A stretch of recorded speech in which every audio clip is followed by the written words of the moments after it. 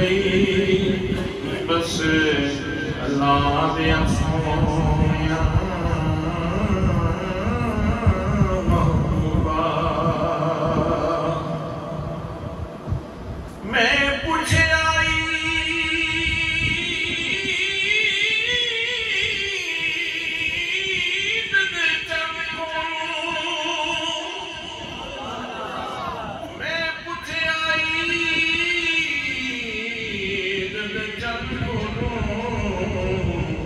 کلی تم امید بنائی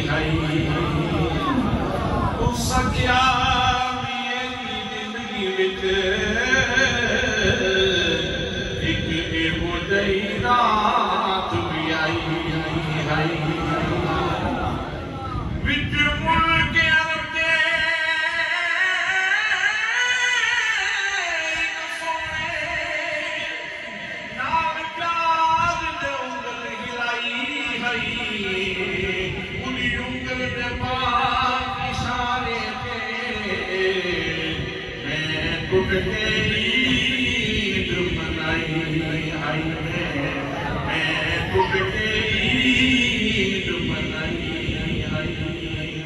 بس اللہ دیا سونیا محبوبہ تیری بات سنا دیا گزر گئی میری عمر مدینے دیکھ پیاری میرے سب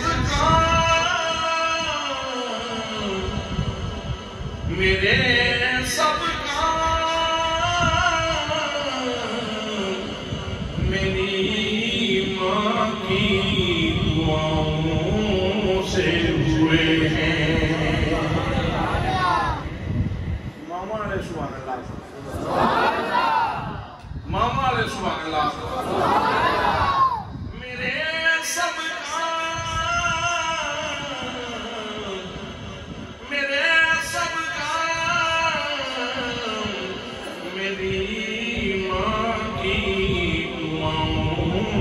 سے ہوئے ہیں ورنہ جہنم کب سرد ہواؤں سے ہوئے ہیں ورنہ جہنم کب سرد ہواؤں سے ہوئے ہیں زمانے وچے ہیں نبھاویں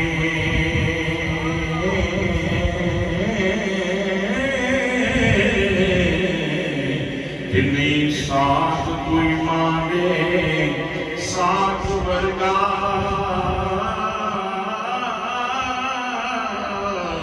پتر بھاویں زمانے داروں سوے پیروی خاک ورگا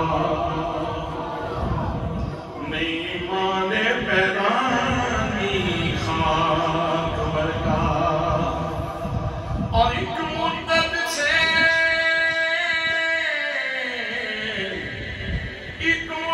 سے میری ماں نہیں سوئی تابش ایک مدت سے میری ماں نہیں سوئی تابش میں نے ایک بار کہا تھا کہ مجھے ڈر لگتا ہے میں نے ایک بار کہا تھا کہ مجھے ڈر لگتا ہے ایک مدت سے میری ماں نہیں سوئی تابش میں نے ایک بار کہا تھا کہ مجھے ڈر لگتا ہے.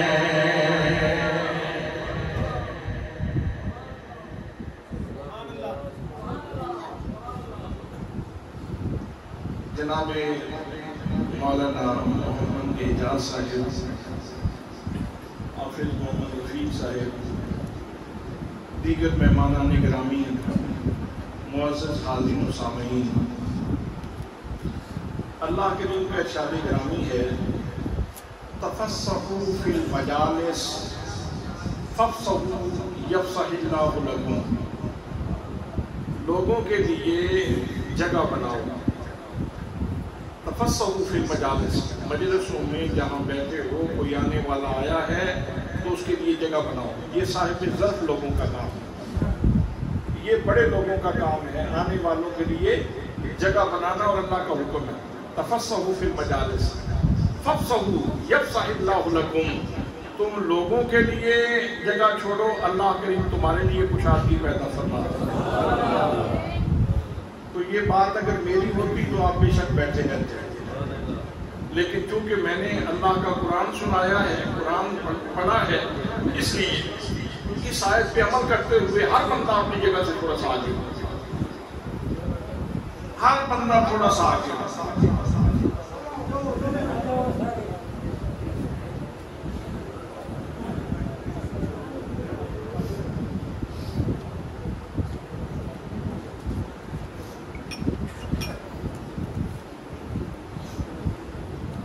برادران اسلام، آج کی یہ محفل جناب چودھری مشتاق علی صاحب، چودھری محمد طفیل صاحب، چودھری سلطان علی صاحب، ان کی والدہ ماجدہ مرحومہ کے ایصال ثواب کے لیے ختم کے عنوان پہ انعقاد پذیر ہے. وقت تھوڑا سا رہ گیا ہے، 15 سے 20 منٹ کے اندر میں نے گفتگو ختم کرنی ہے، اور اس کے بعد انشاءاللہ دعا کریں گے. میں نے قرآن مقدس کی سورہ لقمان سے ایک آیت تلاوت کرنے کا شرف حاصل کیا. اللہ کریم نے انسان کو رشتوں کے خوبصورت بندھن میں باندھ کے اس جہان فانی میں اتارا ہے. رشتوں کا حسین بندھن عطا فرمایا. اگر زمین سے اٹھتا انسان ہے، اگر آسمان سے گرتا انسان ہے، تو شاید اس جہان میں یہ لذت ہی نہ ہوتی، اس جہان میں یہ کیف ہی نہ ہوتا، یہ لذت ہی نہ ہوتی. حضرات، اللہ کریم نے ماں اور باپ کے وسیلے سے پیدا کیا ہے، اور پھر انہی کے واسطے سے اللہ کریم نے مختلف رشتوں کا تعین فرمایا. کبھی خالہ آپ سے پیار کرتی ہے، کبھی پھوپھی آپ کا سر چومتی ہے، کبھی چچا سے مل کر آپ کو راحت ہوتی ہے، کبھی ماموں سے مل کر آپ کے سینے میں ٹھنڈک پڑتی ہے، کبھی اپنی بہن کے ساتھ آپ ملتے ہیں تو آپ کو سکون ملتا ہے، اور کبھی بھائی آپ کے کندھے کے ساتھ کندھا ملا کے کھڑا ہوتا ہے تو آپ کا قد کاٹ پڑ جاتا ہے، آپ کا اعتماد بڑھ جاتا ہے. تو اللہ کریم نے یہ حسین رشتوں میں انسان کو اس زمین کے سینے پہ زندگی گزارنے کا ایک موقع عطا فرمایا ہے. اور یہ سارے رشتے، یہ ساری کائنات کی رنگینی انسان کو نصیب ہوئی تو ماں اور باپ کے وسیلے سے نصیب ہوئی. رشتے سارے موجود تھے، لیکن آمنہ کے لال نے آ کے ان رشتوں کا تقدس سمجھایا، ان کی عظمت سمجھائی کہ ماں کا مقام کیا ہے، باپ کا مرتبہ کیا ہے، خالہ کا مقام کیا ہے، پھوپھی کا مقام کیا ہے، بہن کی حیثیت کیا ہے، بھائی کا مقام کیا ہے. ان سارے رشتوں کا تقدس اور اہمیت کے نبی پاک صلی اللہ تعالیٰ علیہ وسلم نے قرآن پڑھ کے، حدیث سنا کے لوگوں کو یہ چیزیں عطا فرمائی. برادران اسلام، اللہ کریم نے سورہ لقمان کے اندر ارشاد فرمایا. پروردگار عالم ارشاد فرماتا ہے، فرمایا وَوَصَّيْنَا الْإِنسَانَ بِوَالِدَيْهِ. فرمایا قرآن پڑھنے والوں اور اللہ کی بارگاہ میں سجدہ بندگی کرنے والوں اور ایمان کی شناخت رکھنے والوں، امت محمدیہ کہلانے والوں، یاد رکھو یہ قرآن جو ہم نے بطور دستور زندگی عطا کیا ہے، بطور منصور حیات عطا کیا ہے، جو قرآن سراسر روشنی ہے، سراسر ہدایت ہے، اس قرآن کے اندر ہم نے تاکیدی حکم جاری فرمایا ہے۔ تاکیدی حکم یہ ہے، فرمایا والدین کے ساتھ حسن سلوک سے پیش آنا۔ اس کو تھوڑی سی کم کریں تاکہ لوگوں کو بات ہی سمجھ آئے۔ فرمایا وَوَصَّيْنَا الْإِنسَانَ بِوَالِدَيْهِ، فرمایا ہم نے والدین کے معاملے میں انسان کو تاکیدی حکم جاری کیا ہے کہ اپنے والدین کے ساتھ اس نے سلوک سے پیش آنا ہے، ان کے سامنے بچ جانا ہے، ان کی خدمت کرنی ہے، ان کی تواضع کرنی ہے، ان کے ساتھ جب بھی بات کرنی ہے تو لہجے کے اندر بلائے مت ہو، ان کو دوائی دو تو پیار کے ساتھ دو، ان کو کھانا پینا پیش کرو تو بڑے پیار کے ساتھ۔ اللہ کریم ارشاد فرماتا ہے ہم نے انسان کو تاکید کی ہے کہ اپنے والدین کے ساتھ اس نے سلوک کرے۔ پھر والدین میں سے بطور خصوصی ماں کا ذکر کیا، فرمایا حملتہ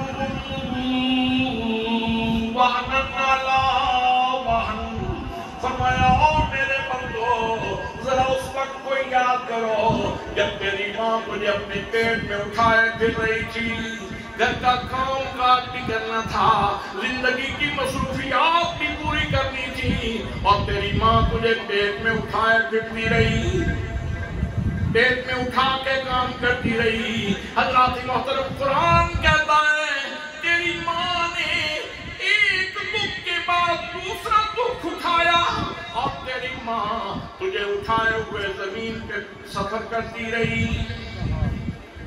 پھر وقت آیا تو دنیا پہ آ گیا، اس جہان رنگبو میں آ گیا، اس زمین کے سینے پہ آ گیا، تو پھر اللہ کریم میں ارشاد فرماتا ہے، فرمایا وَفِصَالُهُ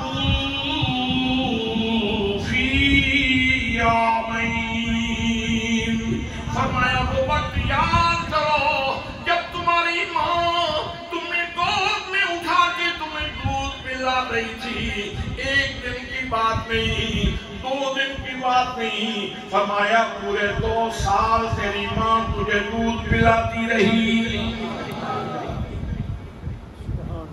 پورے 2 سال۔ اور دودھ کیا ہوتا ہے؟ پوری انسانی شخصیت کا نچوڑ ہے، اس کی ہڈیاں نچڑتی ہیں، اس کا جسم نچڑتا ہے، اس کی صلاحیتیں نچڑتی ہیں، اور یہ دودھ جو ہے ماں کے سینے میں پیدا ہوتا ہے، یہ ایسے نہیں ہے کہ ادھر ماں نے گلاس پانی کا پیا اور فوراً اس کو دودھ کے جو ہے وہ خزانے نصیب ہو گئے۔ حضرات محترم اس طرح نہیں ہے۔ قرآن کہتا ہے جب تو ماں کے پیٹ میں تھا اس وقت بھی ماں کا جسم گھلتا رہا، ماں کی توانائیاں استعمال ہوتی نہیں، ماں کا جسم تحلیل ہوتا رہا، اس کے جسم کے اندر کمزوری آتی رہی، اس کے جسم کے اندر بیماریاں آتی رہی، ماں کمزور ہوتی رہی، اور تو ماں کے جسم کا خون پیتا رہا۔ اللہ کریم نے بندے کا تعلق اپنی ماں کے ساتھ اس طرح جوڑا ہے۔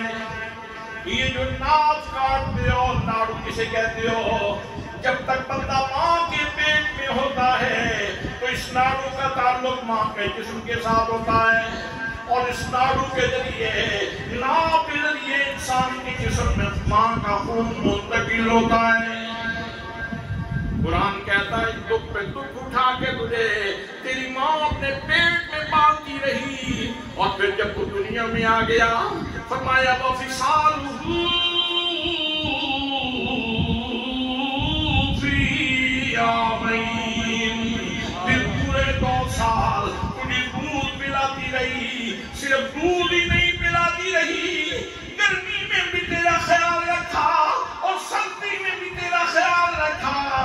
جب گرمی ہوتی تھی وہ خود تو بے شک پسینے میں شرابور رہی، لیکن تجھے پنکھی لے کے ہوا دیتی رہی۔ تو مکھی نہیں اڑا سکتا تھا اپنے چہرے سے، تو ماں تیرا پہرا دیتی رہی۔ تجھے مچھر نہ ڈس جائے، تجھے مکھی نہ کاٹ جائے، تیری ماں تیری نوکری کرتی رہی، تیری خدمت کرتی رہی اور ساتھ ساتھ دودھ پلاتی رہی۔ پھر آگے اللہ کریم میں ارشاد فرماتا ہے، فرمایا انشکر لی وَلِوَالِدَيْكَ، فرمایا او میرے بندو، اگر تم نے شعور کے کان سے میرا حکم سن لیا ہے، اگر عقل و دانائی سے میرے حکم کو سن لیا ہے، تو پھر سنو، تم میرا شکر ادا کرو جس نے تمہیں لاوارث نہیں چھوڑا۔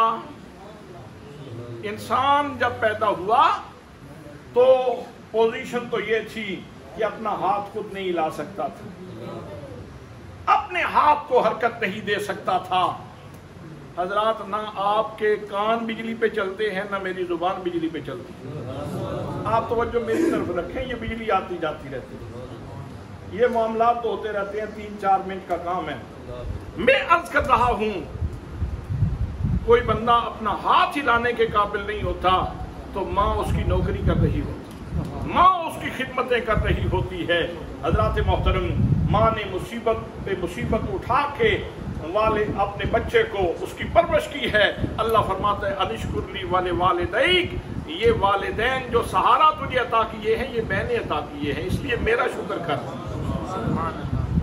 میرا شکر کر کے میں نے تجھے یہ محبت کے مجسمے عطا فرمائے ہیں، تیرے گھر میں 2 کوہ دور میں نے اتارے ہیں کہ ان کو اگر پیار کی نظر سے تو دیکھ لے تو حج مقبول کا ثواب ملتا ہے۔ نبی مکرم صلی اللہ تعالیٰ علیہ وسلم کی خدمت میں صحابی حاضر ہوئے، عرض کی میرے کریم، اللہ کے خزانوں کے قاسم، اللہ کے سسٹم کے ترجمان، اللہ کی رضا کے بارے میں بتانے والے پیارے محبوب، مجھے بتائیے، میں ایک مسئلہ پوچھنا چاہتا ہوں۔ فرمایا پوچھو، کیا مسئلہ پوچھنا چاہتے ہو؟ اس نے عرض کی، من احق بحسن صحابتی، یا رسول اللہ، اس جہان میں رشتے تو بہت سارے ہیں، تعلق تو بہت سارے ہیں، مجھے بتائیے ان سارے رشتوں میں سب سے زیادہ میرے حسن سلوک کا مستحق کون ہے؟ حضرات محترم، سوال کرنے والے نے سوال کیا، میرے آقا نے جواب دیا امک، اور سوال کرنے والے تیری ماں سب سے زیادہ تیرے حسن سلوک کی مستحق ہے۔ جو بجلی پہ نہیں چلتے ویسے چلتے ہیں، وہ سبحان اللہ تو صحیح طرح کہیں۔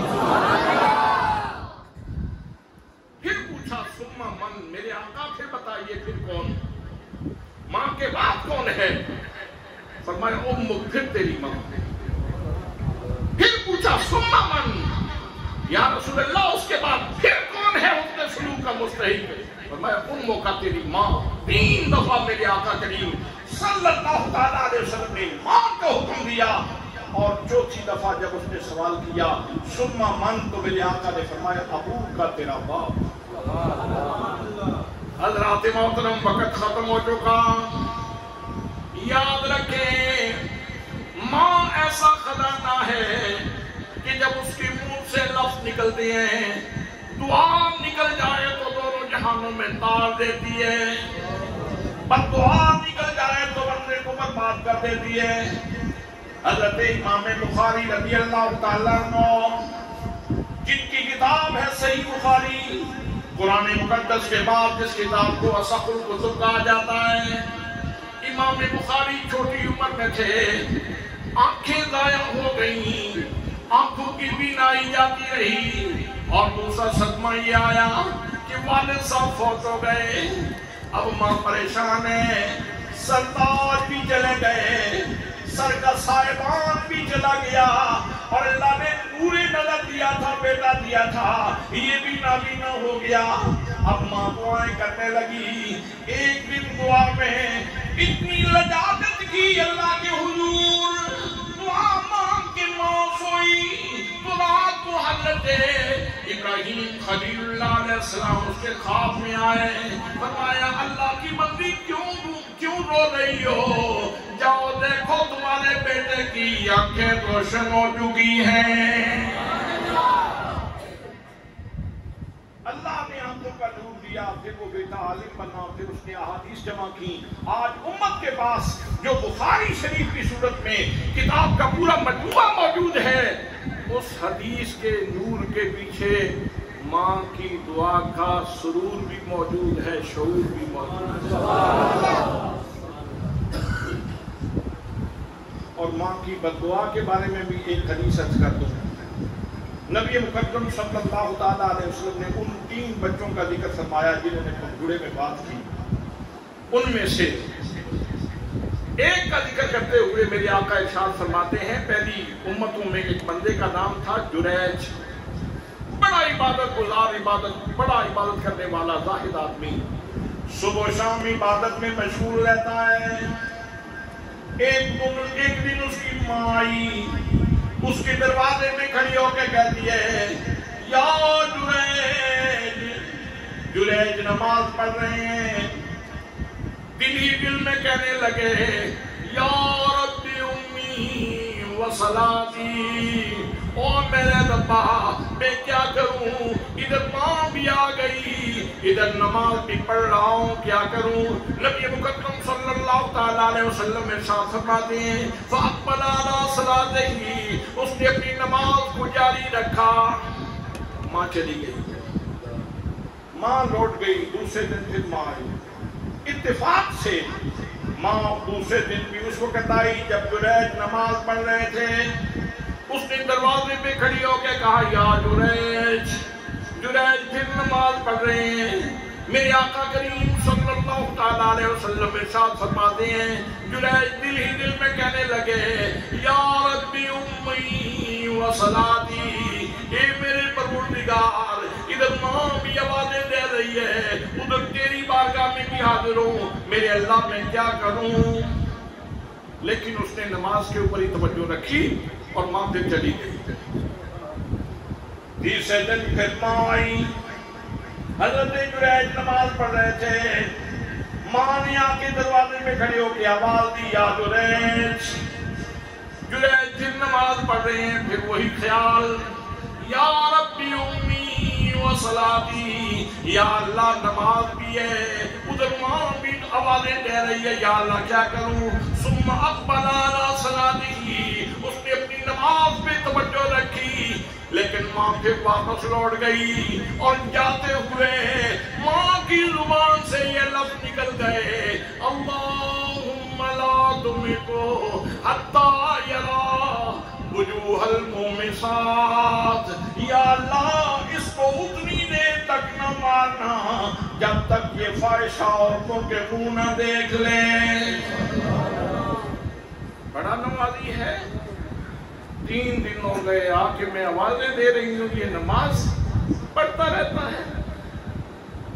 بہرحال یہاں یہ بھی پیغام ہے کہ ماں اور باپ کو اپنی اولاد کے بارے میں بولتے ہوئے بہت سوچ کے بولنا چاہیے، بہت سوچ کے بولنا چاہیے، اس لیے کہ ان کے الفاظ بعض اوقات سے پھر قبولیت پا جاتے ہیں اور پھر اولاد برباد ہو جاتی ہے.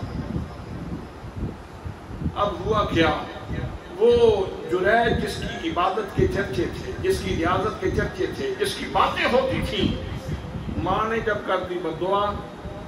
اب وہاں ایک فاحشہ عورت تھی، اس نے کہا کہ میں اس کو ڈالتی ہوں فتنے میں. جریج اپنے عبادت خانے میں عبادت کر رہا تھا.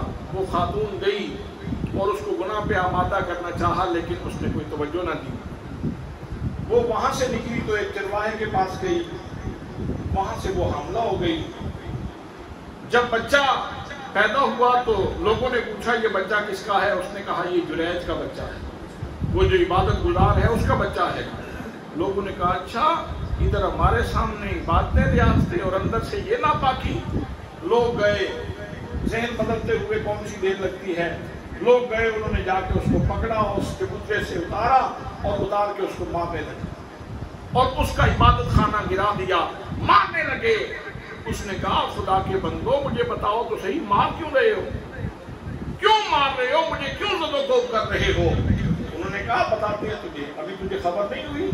وہ فلاں زانیہ عورت جو کہتی ہے میرے گود میں بچہ تیری وجہ سے ہے اور تم ابھی تک اس شک میں ہو کہ کیوں مار رہے ہیں. اس نے کہا پھر اس طرح کرو، مجھے اس بچے تک لے چلو۔ انہوں نے کہا بلا لیتے ہیں اس کو۔ عورت کو بلایا گیا، اس نے بچہ اٹھایا ہوا تھا۔ جریج نے، حضرت جریج نے اس بچے کے پیٹ کے اوپر یوں ہاتھ لگایا اور کہا کہ بول تیرا باپ کون ہے؟ تو چھوٹی عمر میں وہ 3-4 دن کا بچہ بول کے کہنے لگا کہ میرا باپ تو فلاں چرواہا ہے۔ اب لوگوں کی آنکھیں کھلی کہ ہم سے تو غلطی ہو گئی، ہم سے تو مسٹیک ہو گئی، ہم نے خواہ اس عبادت گزار کو بات میں شروع کر دیا۔ اب لوگ اس کے ہاتھ پاؤں چومنے لگے، کہا کہ نہیں ہم سے غلطی ہو گئی، بس ہم معافی چاہتے ہیں، اب بتاؤ کہ ہم آپ کا عبادت خانہ سونے کا بنا دیتے ہیں۔ اس نے کہا سونے کا نہیں، مجھے جھونپڑی چاہیے سر چھپانے کے لیے، مجھے سونے چاندی سے کوئی غرض نہیں ہے، بس جس طرح کی میری جھونپڑی تھی اس طرح کی جھونپڑی بنا دو، میں اسی پہ راضی ہوں۔ حضرات محترم، عرض یہ کرنا مقصود ہے کہ ماں دعا کر دے تو پھر بینائی بھی بحال ہو جاتی ہے، آنکھیں بھی بحال ہو جاتی ہیں، اور اگر ماں کے منہ سے بددعا نکل جائے تو وہ بھی بہت سارا نقصان کرتی ہے۔ اب جریج نے وہ مشکل دن دیکھ لی، ماں کی دعا قبول ہوئی، لیکن یہ کہ چونکہ صاحب استقامت تھے اللہ پاک نے پھر ان کا فضل رکھا۔ تو میرے دوستوں، میرے بھائیوں، میں عرض کر رہا ہوں جن کی مائیں زندہ ہیں، جن کے باپ زندہ ہیں، ان کے پاس موقع غنیمت ہے، وہ اپنے ماں باپ کی خدمت کریں، اور جن کے والدین فوت ہو چکے ہیں اللہ کریم ان کو والدین کے لیے اِیصال ثواب کرنے کی، دعائیں مانگنے کی توفیق نصیب فرمائے۔ یہ حاجی مشتاق صاحب ہیں، سلطان علی صاحب ہیں، انہوں نے اپنی ماں کی بہت خدمت کی ہے، اور ماشاءاللہ بندہ کسی کے لیے تو نہیں کرتا، اپنی آخرت کے لیے کرتا ہے، لیکن نیکی کی بہرحال خوشبو ہوتی ہے، نیکی جہاں ہوتی ہے نیکی کی ایک خوشبو ہوتی ہے جو دائیں بائیں پھیل جاتی ہے۔ اللہ کریم ان کو اپنی والدین، اپنی والدہ کی جو انہوں نے خدمت کی ہے اس کا صلہ عطا فرمائے، اور یقیناً ماں کی دعائیں، میرا تو ایمان یہ ہے کہ انسانی زندگی کی سانسیں کم ہیں اور ماں کی دعائیں زیادہ ہوتی ہیں، اتنی دعائیں تو مائیں کر جاتی ہیں۔ اللہ کریم ان کی والدہ ماجدہ کی مغفرت فرمائے اور درجات بلند فرمائے۔ ابھی ختم شریف ہوگا اور پھر دعا